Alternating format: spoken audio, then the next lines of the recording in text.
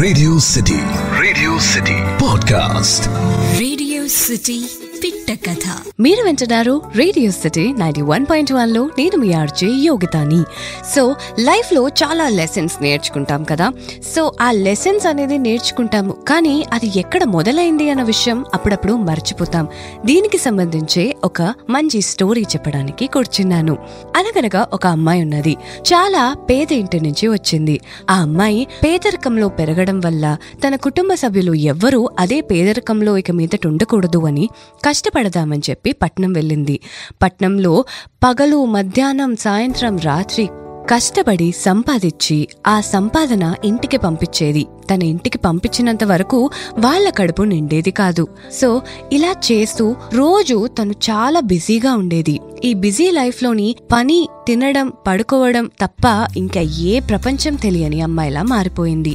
తిండి చూసిన చుట్టుపక్కల ఫ్రెండ్స్ అందరూ, అరే ఎంతసేపు కష్టపడుతూనే ఉంటావు, నువ్వంటూ లైఫ్ లో కొంచెం బతకచ్చు కదా, ఎంజాయ్ చేయొచ్చు కదా, ప్రపంచాన్ని చూడొచ్చు కదా, మిగతా ప్రపంచాన్ని ఎక్స్ప్లోర్ చేయొచ్చు కదా అని ఎంకరేజ్ చేశారు. సరే ఈ రోజు చాలా కష్టపడ్డాను కదా, వీళ్ళ మాటని ఎందుకు కాదనాలి అని ఒక్కసారి బయటికి వెళ్దాం అని చెప్పి బయటికి వెళ్లి ఫ్రెండ్స్ తో ఎంజాయ్ చేసింది. కానీ చివరికి తన ఇంటికి వచ్చేసరికి ఇంట్లో తినడానికి ఫుడ్ లేదు. సరే ఈ రోజుకి బయట నుంచి తెప్పించేసుకుందామని బయట ఫుడ్ ఆర్డర్ పెట్టుకున్నది.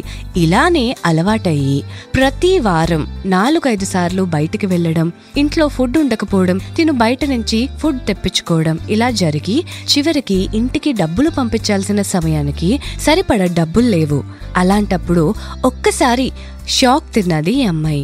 ఇంత నేను కష్టపడి సంపాదించిందంతా అనవసరమైన ఆటల మీద ఖర్చు పెట్టానా అని చెప్పి ఒక్కసారి షాక్ అయ్యి ఇప్పుడు ఇంటికి ఏం ముఖం పెట్టుకొని నేను ఫోన్ చేసి మాట్లాడాలి అని పాపం చాలా ఫీల్ అయింది. అప్పుడు అర్థమైంది అసలు పట్నం ఎందుకు వచ్చింది, అసలు ఎందుకు కష్టపడుతుంది, ఇంత వృధాగా ఖర్చు ఎందుకు పెట్టాను అని బాధపడింది.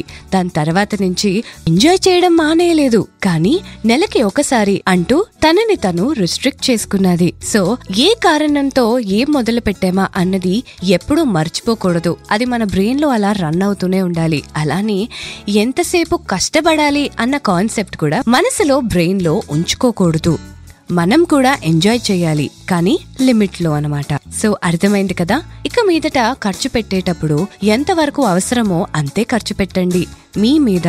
ఇంకా ఇలాంటి అమేజింగ్ స్టోరీస్ కోసం స్టే ట్యూన్ టు మీ. నేను మీ RJ Yogitha and you're listening to radio city 91.1. Radio city podcast.